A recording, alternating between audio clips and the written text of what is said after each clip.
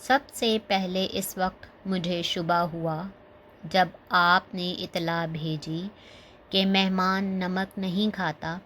میں ایک بہانے سے اسے دیکھنے آئی اور پہچان کر چلی گئی۔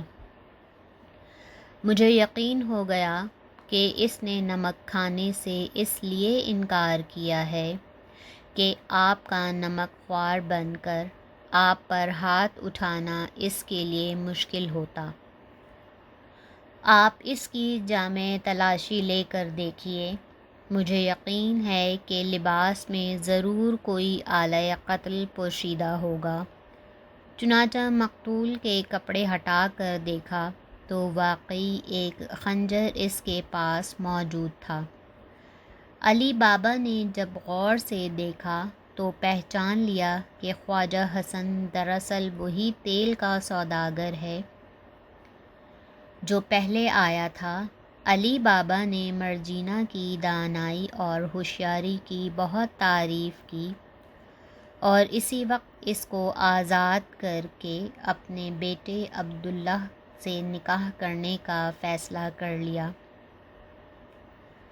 پھر ان سب نے مل کر مصنوعی خواجہ حسن کی لاش کو گہرے گڑھے میں دفن کر دیا۔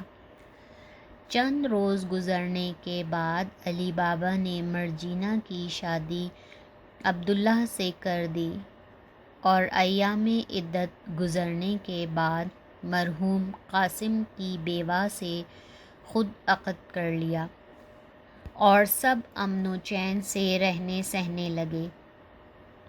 یہ قصہ ختم کر کے شہرزاد نے بادشاہ کی طرف دیکھا۔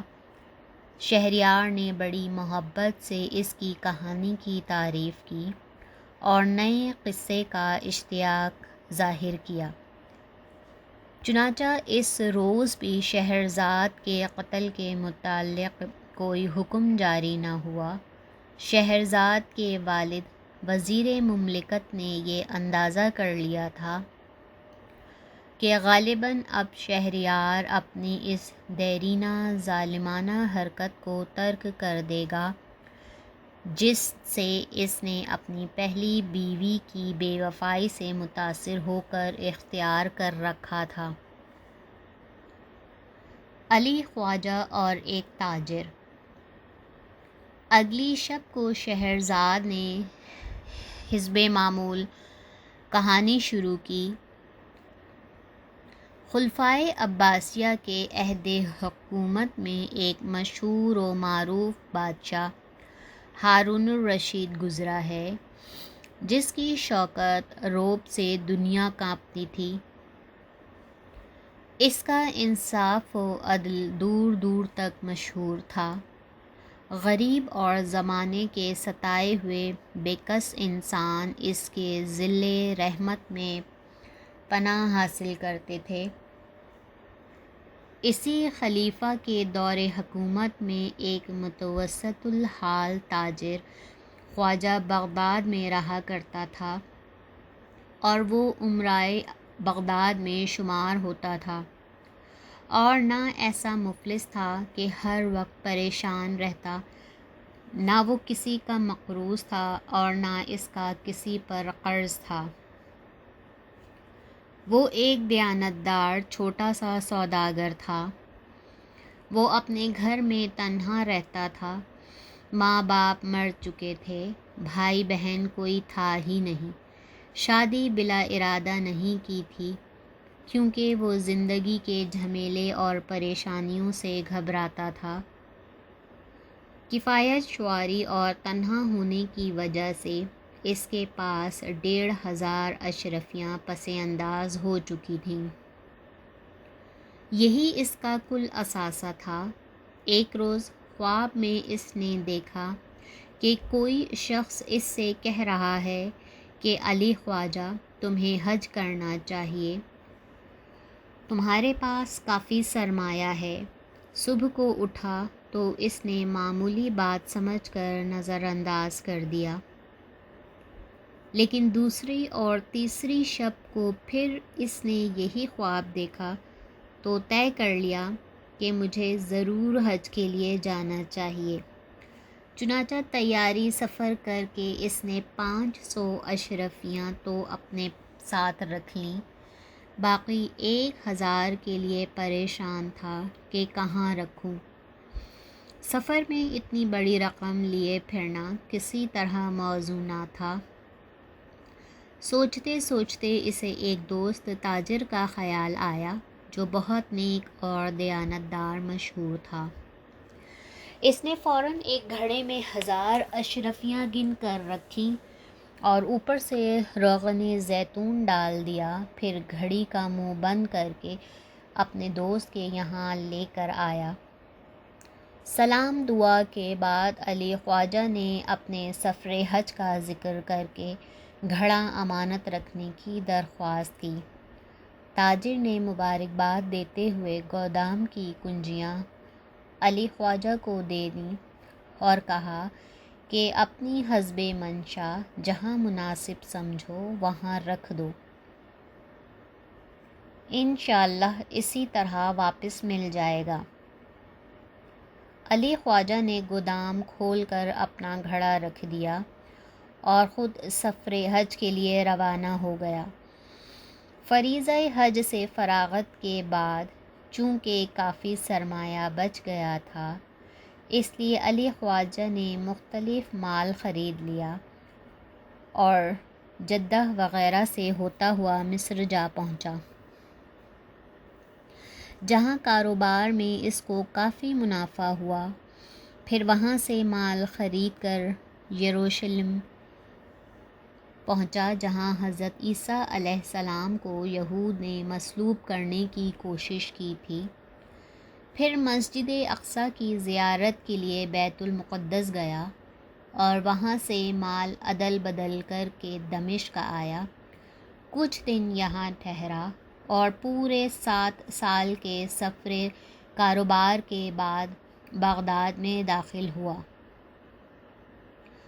علی خواجہ کے حج پر جانے کے بعد اس کا دوست تاجر بھول گیا کہ اس کے پاس کوئی امانت رکھی ہے یا نہیں، یہاں تک کہ حجاج واپس آئے اور علی خواجہ کا ذکر چھڑا تو اسے یاد آیا کہ اس کا روغن زیتون کا ایک گھڑا میرے گودام میں رکھا ہوا ہے، وہ اپنے دوست کی واپسی کا منتظر ہے، لیکن 6.5 سال گزر گئے لیکن اس کا دوست علی خواجہ واپس نہ آیا۔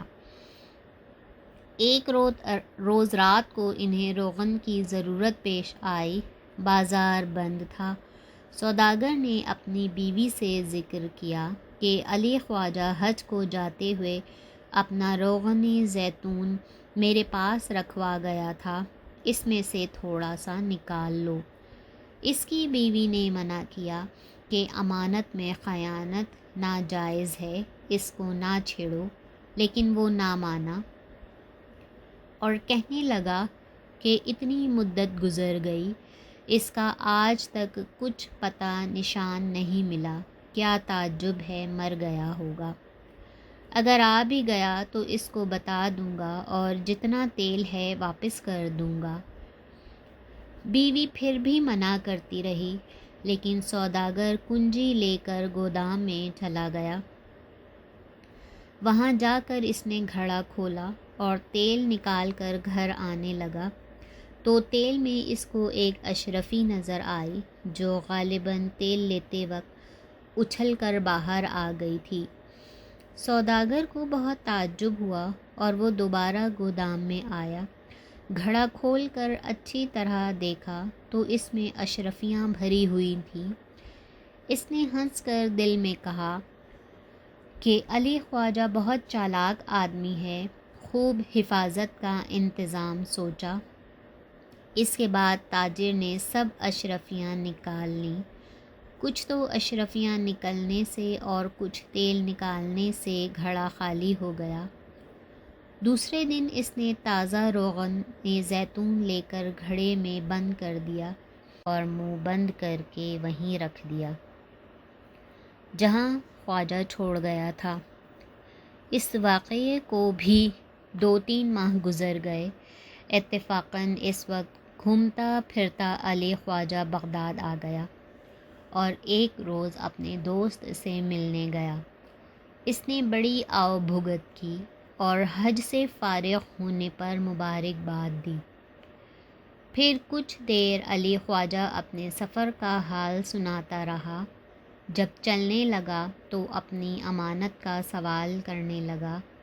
تاجر نے نہایت لاپرواہی سے کنجیاں اس کے آگے ڈال دیں اور کہا، جہاں تم نے وہ گھڑا رکھا ہوگا وہیں سے دیکھ کر اٹھا لیجئے، مجھے تو یہ بھی معلوم نہیں کہ آپ کی امانت کون سی ہے۔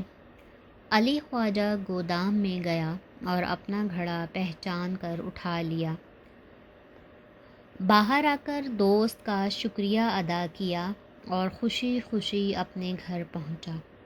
گھڑا کھول کر جب اشرفیاں نکالنے کا ارادہ کیا تو دیکھا کہ گھڑا خالی ہے، صرف روغن زیتون بھرا ہوا ہے۔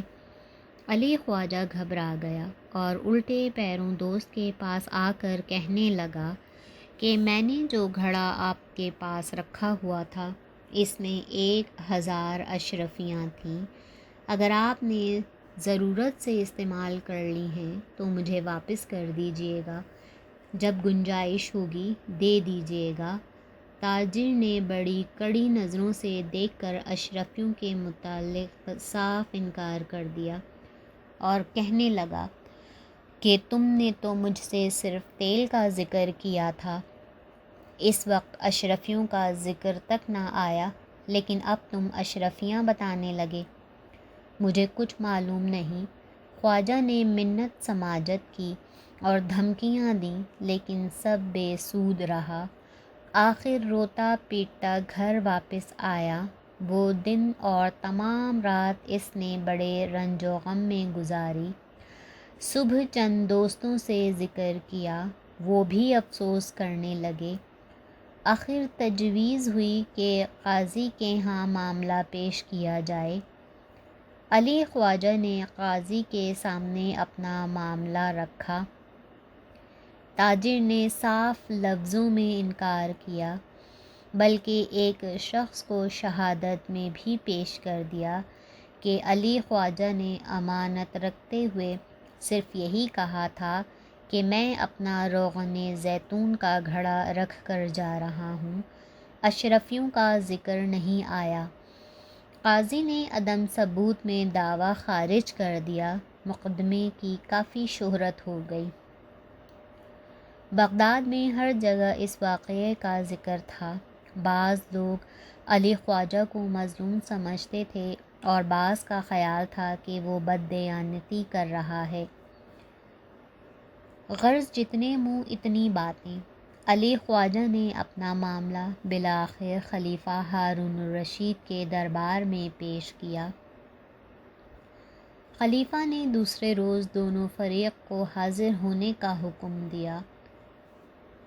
رات کو حسب معمول لباس تبدیل کر کے خلیفہ جعفر و مسرور گشت کے لیے نکلے اور لوگوں کے حالات دیکھے اور اعمال کے متعلق لوگوں کی رائے زنی سنتے ایک محلے میں جا نکلے جہاں کچھ لڑکے اکٹھے کھیل رہے تھے۔ اتفاقاً جس وقت یہ لوگ پہنچے اسی وقت ایک بڑے لڑکے نے تجویز پیش کی، آؤ قاضی کا کھیل کھیلیں، میں قاضی بنتا ہوں اور تم علی خواجہ اور تاجر کا مقدمہ پیش کرو، قاضی صاحب کا فیصلہ ٹھیک نہیں، میں انصاف کروں گا۔ خلیفہ نے جعفر سے متوجہ ہو کر کہا کہ بچوں کا تماشا دیکھ کر چلیں، ایک طرف ہٹ کر کھڑے ہو جاؤ، دیکھیں گے اس معاملے میں لوگوں کی ذہنیت کیا ہے، کیونکہ یہ بچے وہی کریں گے اور کہیں گے جو دوسروں سے سنتے ہیں۔ ان لڑکوں میں سے بڑا لڑکا تو قاضی بن کر بیٹھ گیا اور ایک لڑکا علی خواجہ مدعی بنا اور دوسرے کو تاجر بنایا اور چند بچے سپاہی تجویز ہوئے۔ علی خواجہ نے اپنا دعویٰ پیش کیا کہ آج سے تقریباً 7 سال پہلے میں نے ایک گھڑے میں 1000 اشرفیاں رکھ کر اوپر روغن زیتون بھر دیا تھا، اور وہ گھڑا حج کو جاتے ہوئے اس تاجر کے پاس بطور امانت چھوڑ گیا تھا۔ بعض حالات کی وجہ سے میرے آنے میں دیر ہو گئی۔ جب واپس آ کر میں نے اپنا گھڑا مانگا تو اس نے مجھے اپنے گودام سے گھڑا اٹھوا دیا۔ میں اس کو لے کر گھر آیا اور جب کھول کر دیکھا تو اس میں صرف تیل تھا، اشرفی نہ تھی۔ قاضی نے علی خواجہ سے سوال کیا کہ گھڑا رکھتے وقت تم نے اس کو بتایا کہ اس گھڑے میں اشرفیاں بھی ہیں؟ علی خواجہ نے جواب دیا، نہیں۔ پھر اس لڑکے نے جو قاضی بنا ہوا تھا تاجر سے سوال کیا، تم کیا کہتے ہو؟ تاجر نے جواب دیا کہ مجھے اس کی اشرفیوں کا کوئی علم نہیں۔ عام حالات میں اس کی بھی کوئی وجہ نہیں تھی کہ گھڑے میں مال ہوگا تاکہ میں اس کے لیے گھڑا کھول کر دیکھتا، اس کی قسم کھانے کو بھی تیار ہوں۔ قاضی نے کہا، ٹھیک ہے۔ پھر علی خواجہ سے متوجہ ہو کر کہا کہ وہ گھڑا لاؤ۔